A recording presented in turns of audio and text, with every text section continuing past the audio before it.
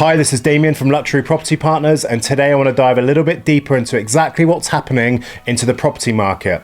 So 29.2% of Oxfordshire property sellers have reduced their asking prices as the property market equilibrium, it starts to return. 240 of 822 properties have had a price reduction in the last 3 months, and the average reduction has been 6.2% of the original asking price. This is great news for Oxfordshire buyers, buy-to-let landlords, and strangely enough, sellers as well. The last couple of years of the Oxfordshire property market has seen some amazing prices being achieved, with multiple offers and many properties selling for way over the asking price.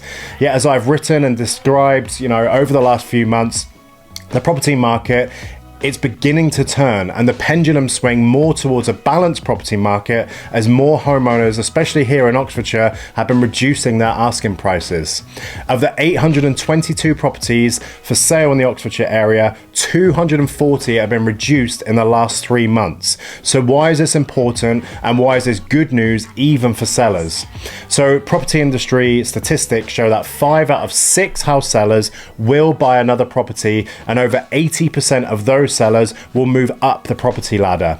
When you move up the property ladder, that normally means, well, you're going to pay more for the one you want to move to, and that's why, it's obviously called a ladder. So whilst you won't be getting as much for yours as you might have done earlier in the year, you won't have to pay as much for the one you want to buy, and the price difference between the two properties is actually going to be smaller, meaning you end up saving money because of those reductions.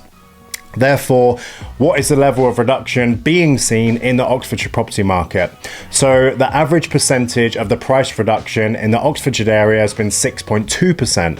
And I must stress, house prices or values in Oxfordshire haven't dropped by 6.2%. It's just the asking prices of some of the properties on the market.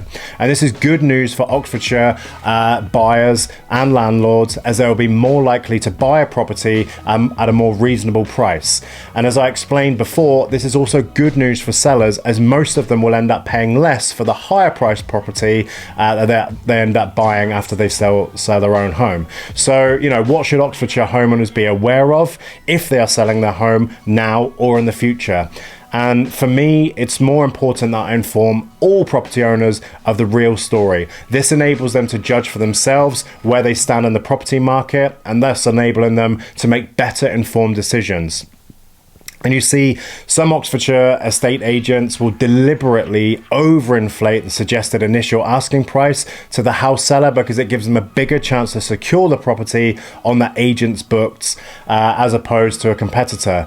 This practice is called overvaluing. Now, of course, each Oxfordshire homeowner wants to get the most for their home, yet some estate agents, they know this and they prey on those Oxfordshire house sellers. And you might ask, what is the problem with that? Well, you only get one opportunity at hitting the Oxfordshire property market as a new property. Everybody has access to the internet, social media, the 4 main portals being Rightmove on the market, Zoopla now booming, and your potential buyers will know the property market like the back of their hand.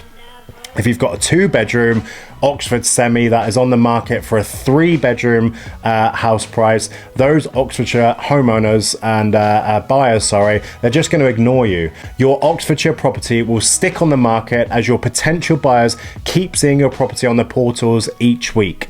These buyers will then start to believe there is something wrong with your property and dismiss it even further. That is until you, as the house seller, reduce your asking price. The issue is that sometimes these buyers will think something is wrong with your home and could bid you down even further, meaning you will get less even though you ask for more.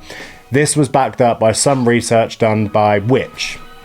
So the average British house buyer only views around 6 properties before buying, so please don't assume viewers will come around your optimistically priced or overvalued Oxfordshire home thinking they're going to knock you down. And it's quite the opposite. They just won't want to view it in the first place.